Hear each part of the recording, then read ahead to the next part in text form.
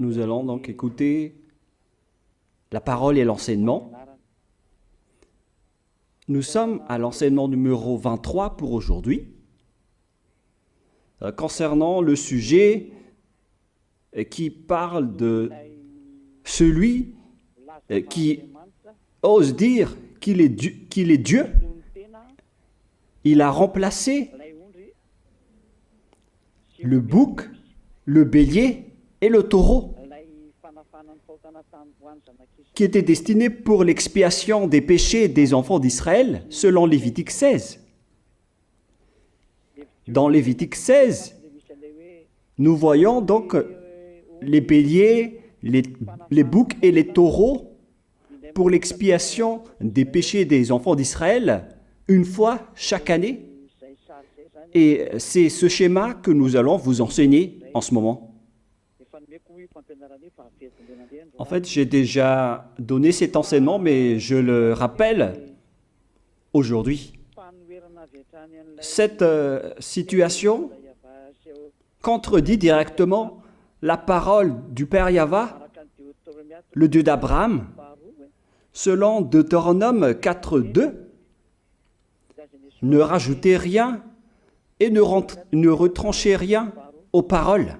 C'est dans Deutéronome 4.2 et aussi dans Deutéronome chapitre 13, à partir du verset 1, ou Deutéronome 12, 32.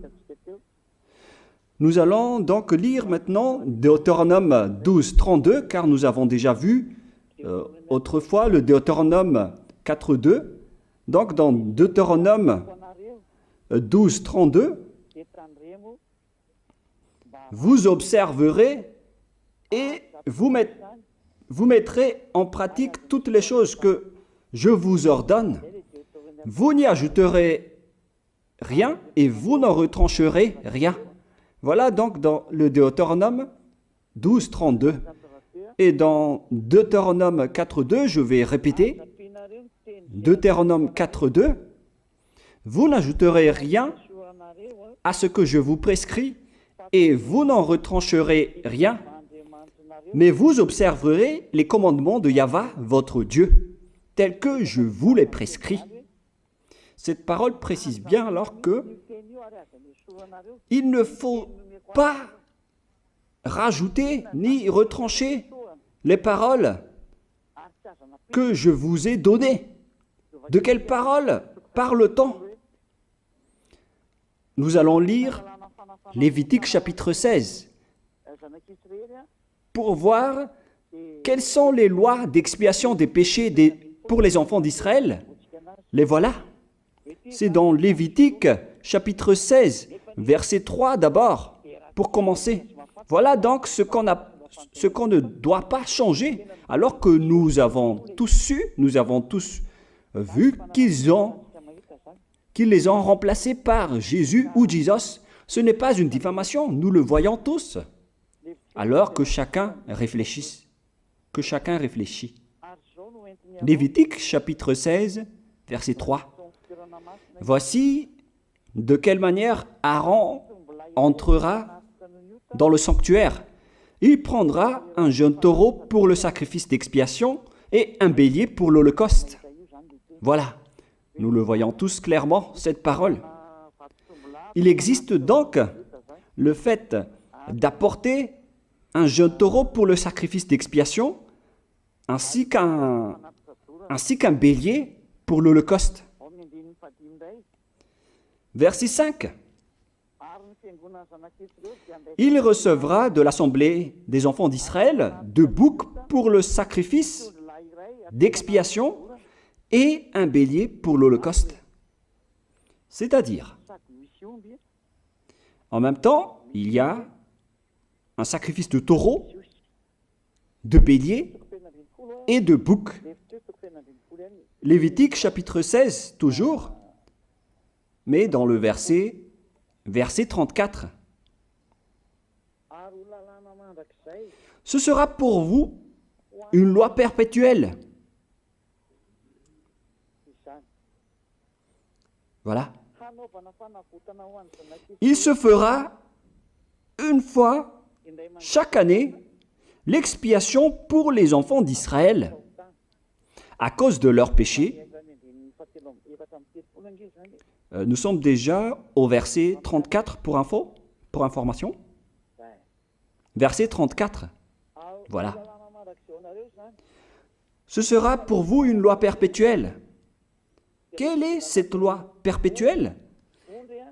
C'est le fait de sacrifier les béliers, les boucs et les taureaux qui vont être tués pour sacrifice, pour l'expiation des péchés des enfants d'Israël. Selon le verset 34, ce sera pour vous une loi perpétuelle. Il se fera une fois chaque année l'expiation pour les enfants d'Israël à cause de leurs péchés. Il y a une partie de votre texte qui est cachée en bas. À cause de leurs péchés. Voilà.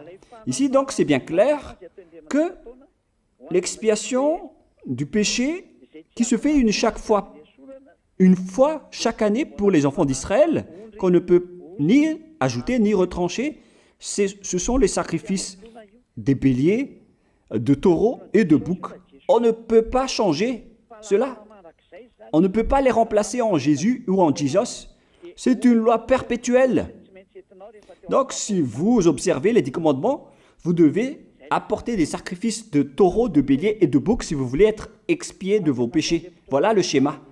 Alors que, en réalité, la situation pour les religieux étranges, on ne voit pas ce qu'il veut en venir, mais ils ont osé intégrer Jésus ou Jesus pour remplacer le bélier, le taureau ou le bouc. Et ce sont eux-mêmes qui le confirment jusqu'à aujourd'hui. Nous voyons tous donc ici que Jésus ou Jesus n'est qu'un imposteur, un hors-la-loi. Et les hors-la-loi sont des envoyés du diable. Le diable, il a commis le péché depuis le commencement. Ce sont des transgresseurs de la loi. Donc c'est prouvé ici que Jésus est un hors-la-loi. Nous allons lire la parole, poursuivre, dans 1 Jean, chapitre 3. 1 Jean, chapitre 3, à partir du verset 4. Quiconque pêche transgresse la loi, et le péché est la transgression de la loi. Voilà, c'est bien clair que c'est le péché qui est la transgression de la loi. Un pécheur, donc, c'est un transgresseur de la loi. Et un hors-la-loi, c'est un pécheur. C'est clair alors que Jésus ou Jesus, c'est un hors-la-loi, c'est un transgresseur de la loi. Nous avons tous vu ensemble qu'il a pris la place du bélier et il a siégé, il s'est installé dans ce système. C'est pourquoi toutes les églises observent les 10 commandements et ils servent Jésus ou Jesus. Voici l'enseignement. Alors, regardez bien à travers ce texte et cette écriture que je vous donne en ce moment. Et soyez conscients, ça suffit maintenant d'écouter ces faux dieux, c'est déjà trop. Tant pis pour vous si vous allez encore les écouter. Soyez conscients que ce schéma n'est plus correct. Beaucoup de gens me diffament à cause de ce que je fais en ce moment. Ils ne supportent pas la vérité. Mais ça dépend de chacun de vous. Et moi, je vous avertis, pour vous qui vont être baptisés et qui veulent être baptisés, mais qui entendent les diffamations et les critiques des autres, ne croyez pas en cela. Ce ne sont pas du tout vrai. La parole de Élia est directe. Ce ne sont que des mensonges. L'ôtement du péché, ce sont des personnes qui sont non-pécheurs qui peuvent le faire. Ce n'est pas logique de dire que les fidèles sont ôtés des péchés et le leader est un pécheur. Ce n'est pas du tout écrit dans la Sainte Écriture. Ce qui est écrit dans la Bible, c'est que le bon arbre donne de bons fruits et le mauvais arbre de mauvais fruits. Et le bon arbre ne donne jamais de mauvais fruits et le mauvais arbre ne donne jamais de bons fruits. Ce sont les bons arbres qui donnent des bons fruits et les mauvais arbres qui donnent des mauvais fruits.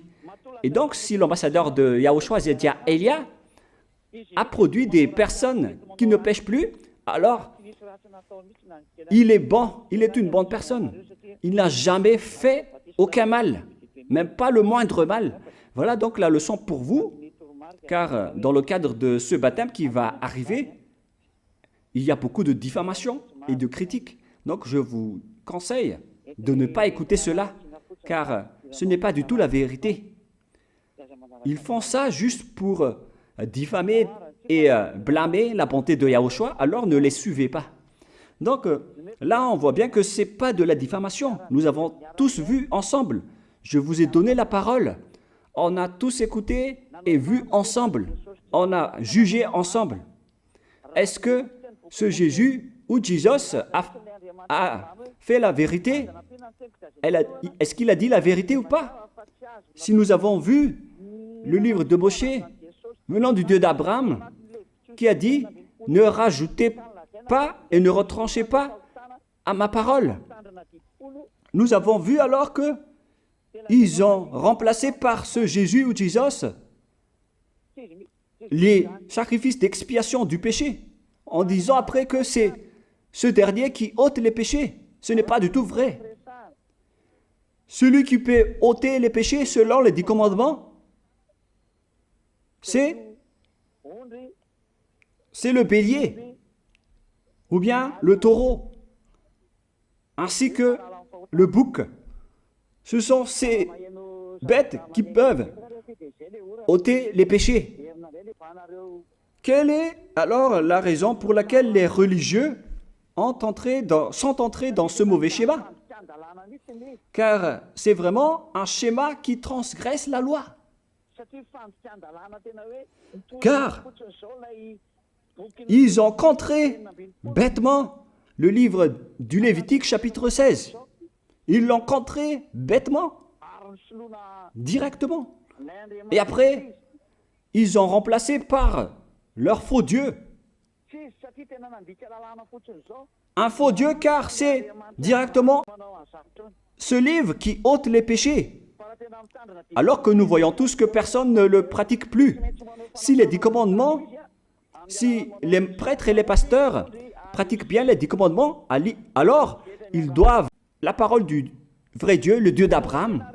Et est-ce que vous allez encore oser contredire cette vérité? Est-ce que vous allez encore dire que vous êtes dans la vérité, que vous êtes dans la justice? Mais qu'est-ce que vous cherchez? Vous cherchez à prier et à servir le Dieu d'Abraham. Si vous voulez servir le Dieu d'Abraham, vous n'allez pas enlever le Lévitique 16, vous allez restaurer le Lévitique 16. Mais est-ce que vous allez encore oser le faire? Est-ce que vous pouvez encore le faire? La réponse, non. Vous ne pouvez plus le faire. Alors que il s'agit de l'expiation de vos péchés. Et dans ce cas-là, c'est obligatoire de le faire. J'ai expliqué l'essentiel jusque-là, et après je vais vous donner la raison pour laquelle ils ont fait cette grande folie en intégrant dans le Lévitique 16, à la place du Lévitique 16, leur faux Dieu. C'est vraiment de la transgression de la loi. Vous n'avez pas servi le Dieu d'Abraham. Il n'aurait pas dû faire ça jusqu'à la fin, car il a dit qu'il ne faut pas ajouter ni retrancher à ses paroles, alors que vous avez osé le contredire et les changer. Nous allons donc voir maintenant dans Psaume chapitre 40, quelle est la raison pour laquelle les prêtres et les religieux ont arrêté le Lévitique 16 en le remplaçant par Jésus ou Jésus pour remplacer les boucs, le bélier et les taureaux. Et je vais vous expliquer la raison. Et eux, ils ne peuvent pas le nier car ils l'ont fait. Et si par exemple, ils ne connaissent pas, alors il ne faut plus faire du n'importe quoi. Il faut que vous soyez enseigné par Élia, si vous voulez encore sauver votre esprit. Mais si vous ne voulez pas, alors tant pis pour vous et assumez les conséquences. Psaume chapitre 40, versets 6 à 8. Psaume 40, versets 6 à 8. Voilà donc le dégât qu'ils ont subi. Tu ne désires ni sacrifice ni offrande. Tu m'as ouvert les oreilles. Là, ils ont bien entendu et écouté que Dieu ne désire plus leur sacrifice et tout ce qui concerne ce sujet. Tu ne demandes ni holocauste, ni victime expiatoire. Ici donc, on est arrivé au stade où on n'a plus besoin des sacrifices. D'après ce schéma, alors, le Lévitique 16 a été supprimé. Et logiquement, puisque c'est une alliance qui a été détruite, alors on ne peut plus y entrer, car on ne peut pas ajouter ni retrancher aux paroles. Et donc, si on ne peut pas y entrer d'après la parole qui dit qu'on ne peut pas rajouter ni retrancher, si le Dieu d'Abraham a interdit le sacerdoce, alors logiquement, vous ne devez plus y entrer. Sinon, vous allez vous autoproclamer en tant que pécheur à jamais, alors que les pécheurs et les malfaiteurs n'iront jamais au ciel des cieux. C'est clair alors que c'est devenu un sens interdit, les 10 commandements et les lois de Moïse d'après ce schéma, car c'est la relation avec le Père Yahva qui a été détruite, qui a été supprimée, car il n'y a plus d'expiation de péché pour vous. Alors vous êtes fous si vous allez encore entrer dans ce schéma. C'est pourquoi on a besoin d'une nouvelle alliance, car l'alliance des 10 commandements et les lois de Moïse ne sont plus correctes. C'est devenu supprimé, car on ne peut plus faire le sacerdoce, mais les religieux ainsi que les faux dieux, ils ne se sont pas... ils ont facilité les choses en intégrant leur faux dieu à la place du bélier, du bouc et du taureau. Et voilà, c'est bien clair. Et d'après eux-mêmes, ils ont dit que l'intégration de Jésus ou de Jesus, c'est d'après ce livre des psaumes. Vous voyez que ici, je n'ai pas dit du n'importe quoi, c'est la vérité que j'ai dit. Je n'ai pas incriminé qui que ce soit. C'est vraiment la réalité, la vérité. Alors, ici, on prouve bien que ça a été supprimé, ce n'est plus autorisé. Et c'est encore confirmé dans Ésaïe 66.3 que celui qui fait des sacrifices, c'est comme celui qui fait de l'idolâtrie. Celui qui immole un bœuf est comme celui qui tuerait un homme. Celui qui sacrifie un agneau est comme celui qui romprait la nuque à un chien. C'est vraiment toute une histoire si vous allez faire cela. Celui qui présente une offrande est comme celui qui répandrait le sang d'un porc. Alors qu'à l'époque des 10 commandements, c'était carrément interdit. Celui qui brûle de l'encens est comme celui qui adorait des idoles. Ici donc, toutes les sortes de sacrifices ont été bloqués. C'est devenu interdit. C'est pourquoi le faux Dieu est entré dans Lévitique chapitre 16. Alors qu'ils n'ont pas du tout vu de leurs yeux qu'on ne peut pas ajouter ni retrancher aux paroles. Ils n'ont jamais vu et connu ces paroles. Il a fallu attendre l'arrivée de Élia pour vous montrer toute la vérité, pour vous montrer toutes les vraies paroles. Alors, il faut suivre Élia. Suivez Élia.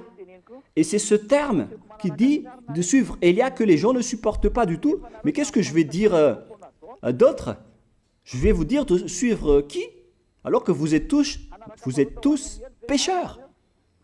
Est-ce que vous allez suivre les pécheurs pour aller en enfer.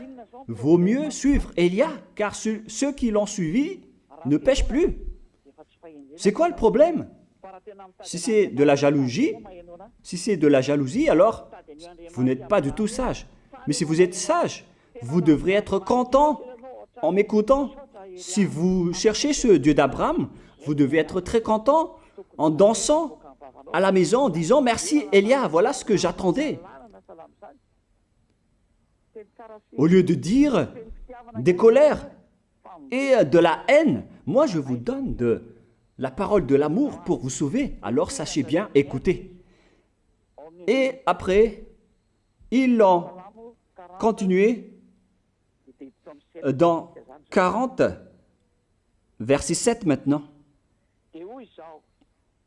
Alors je dis, voici je viens avec le rouleau du livre écrit pour moi.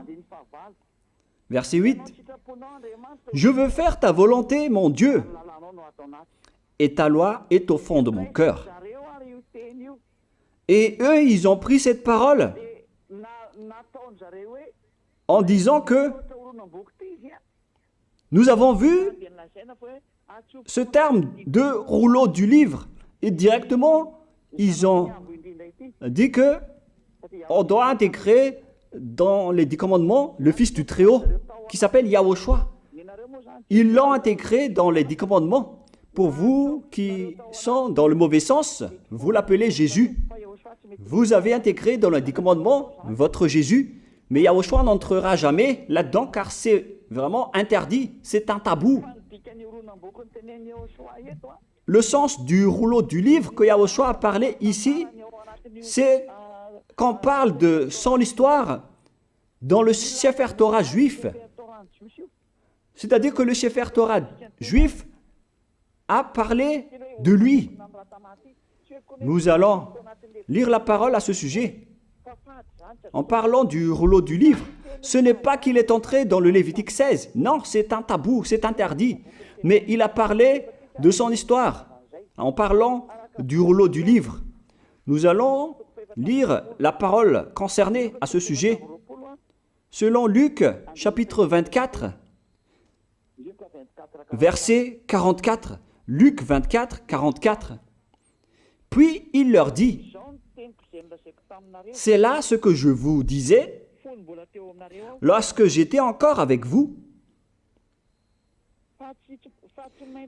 qu'il fallait que s'accomplisse tout ce qui est écrit de moi dans la loi de Moïse, dans les prophètes et dans les psaumes. »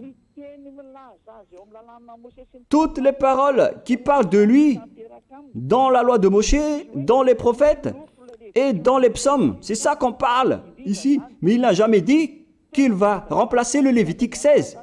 Au contraire, c'est un tabou, c'est un blasphème devant le Père Yahva, qui a déjà dit qu'il ne faut jamais ajouter ni retrancher ses paroles. Donc, les paroles qui parlent de lui, ce sont les paroles de la nouvelle alliance qu'il va instaurer, qu'il va exécuter. La raison pour laquelle il sera crucifié, c'est qu'il va instaurer la nouvelle alliance en versant son sang. Voilà de 1. Maintenant, nous allons lire le livre de Jean 5, 46. Jean 5, 46.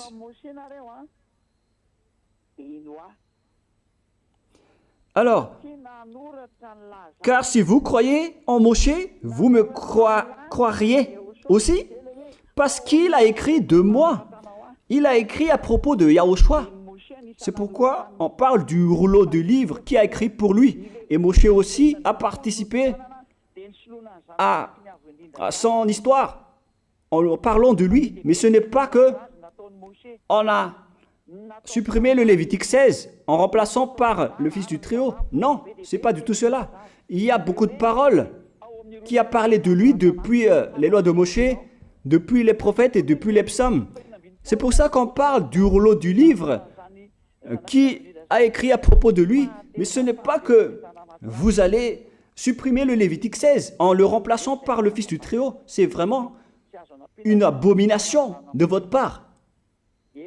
Je vous ai donné maintenant l'explication. Il ne faut pas rajouter ni retrancher aux lois de Moshe. C'est une alliance en bonne forme qu'on ne peut pas toucher ni enlever. C'est dans Galates 3,15. Galates 3,15. Une disposition en bonne forme ne doit pas être changée ou transformée. Les lois de Moshe, c'est une alliance en bonne forme qu'on a versé le sang de Zébu en plus. Donc on ne peut ni retrancher ni rajouter. Le pire alors, c'est que vous qui êtes les fidèles de Jésus, vous l'avez intégré dans les lois de Moshe en remplaçant le Lévitique 16. On parle de votre Jésus ou Jesus. Je vous pose la question, est-ce que vous oserez dire que vous n'êtes pas pécheur à ce sujet? Car c'est vraiment de la transgression de la loi de la part de votre faux Dieu. Donc s'il est pécheur, alors logiquement vous êtes aussi pécheur. Et vous-même, vous avez dit que vous êtes pécheur. Voilà ce que vous avez fait. Et vous n'allez jamais être épargné. C'est pourquoi je vous appelle tous maintenant. Soyez baptisés et sauvez votre chemin, c'est-à-dire votre esprit. Sauvez votre esprit car il ira en enfer si vous ne le sauvez pas. Pour vous qui serez baptisés bientôt, l'explication est claire. Alors prenez une décision maintenant. N'écoutez jamais les diffamations qui sont faites par les diables. Ce sont eux qui vous empêchent d'aller vers la vérité. Ne soyez plus des poubelles dans votre conscience. N'acceptez plus cela. Il faut écouter l'envoyé du ciel des cieux, c'est-à-dire moi. Voilà l'explication. Vous avez fait du n'importe quoi avec votre faux Dieu. C'est votre faux Dieu qui a péché au commencement. Et logiquement, donc, vous avez tous aussi transgressé la loi avec lui. Et maintenant, vous êtes tous dans le péché. Et vous vous abritez dans la parole qui dit Dieu n'est pas venu pour appeler les justes, mais les pécheurs, pour se repentir. Le problème, c'est que c'est votre Dieu qui est vraiment un pécheur. Voilà le schéma qui prouve qu'il est pécheur. Donc, je vous souhaite à tous d'être bénis par Yahushua. Prions ensemble. Merci infiniment, Père Yahva, pour cette parole. Une parole qui conscientise les gens pour se retourner vers toi et pour faire rester fermes tous les enfants du Très-Haut, les personnes que tu as déjà choisies, pour qu'ils restent bien fermes dans le service, et pour ceux qui sont encore à l'extérieur, qu'ils courent vers Elia, car Elia et toi, Yahushua, vous êtes uniques. Merci infiniment, Père Yahva. Merci infiniment, Yahushua. Sauve les gens pour qu'ils soient intégrés au ciel des cieux, pour que les gens écoutent la parole, Père Yahva, Yahushua, toutes les paroles que j'ai montrées. Confirme toutes mes paroles, Yahushua et Père Yahva, pour la gloire de vos noms si saints. Merci pour ta bonté et pour ta grâce. Au nom de toi, Yahushua, je fais toutes ces prières. Alléluia, Amen. Donc, je vous souhaite à tous d'être bénis par Yahushua et à demain. Au revoir.